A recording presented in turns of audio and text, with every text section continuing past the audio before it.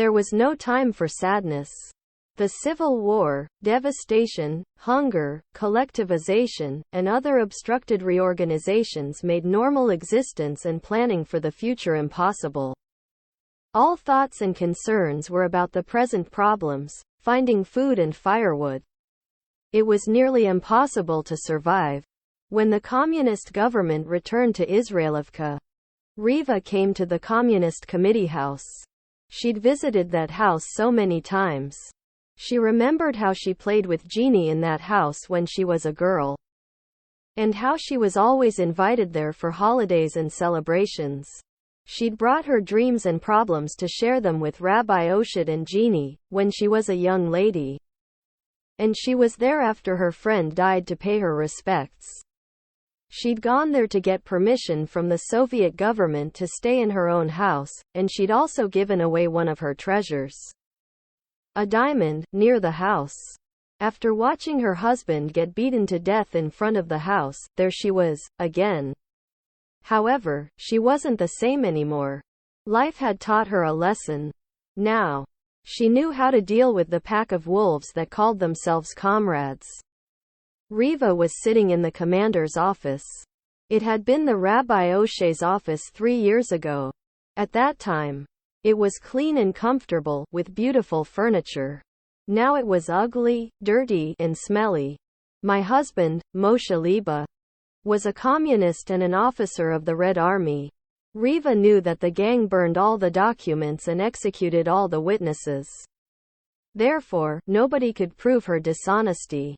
The gang executed him a month ago. I'm a mother of 4 starving children. I don't think that the Communist Central Committee would be pleased to know that the 4 children of the Soviet army officer, who was tortured to death by the gang, didn't get any compensation from the worker-peasant government.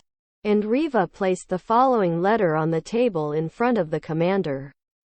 To V.I. Lenin, Moscow. Copy 2. Communist Committee of Israelovka from Riva Liba. Dear Comrade Lenin, my husband, Moshe Liba, escaped the Tsar army and joined the Red Army during the war.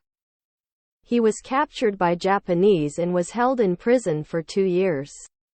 As soon as my husband came home, he dedicated his life to the Communist Party and our general chairman, Comrade Lenin. As proof of his commitment to the Soviet government, he gave away everything he had.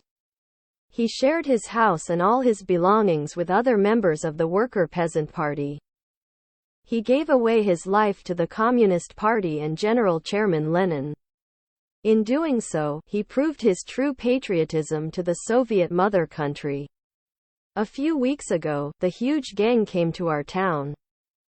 There were only 20 Red Army soldiers in the town, and they fought like real men to the last drop of blood.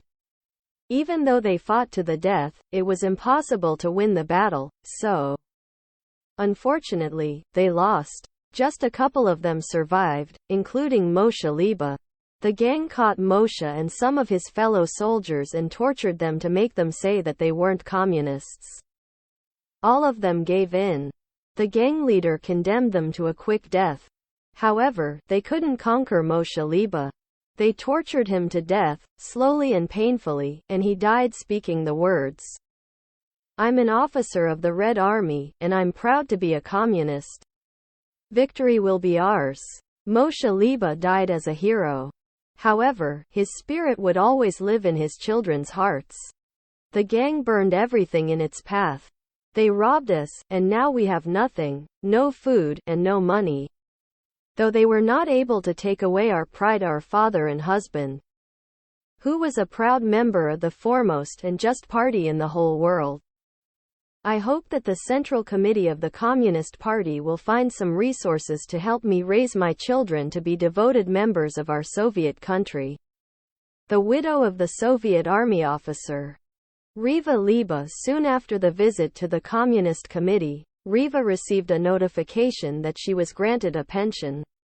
The pension wasn't big, but it was enough to avoid starving to death, and was given to Riva for the rest of her life. Riva's children were always hungry though, and Riva kept looking for a job, any job at all. She walked all day long, from one place to another, and was lucky if she could bring extra food to her children. While Riva was out, her kids were home alone, sneaking into their neighbors' kitchen cabinets in search of food, though there wasn't that much they could steal anyway. Luckily, Riva found a teaching job in a public school.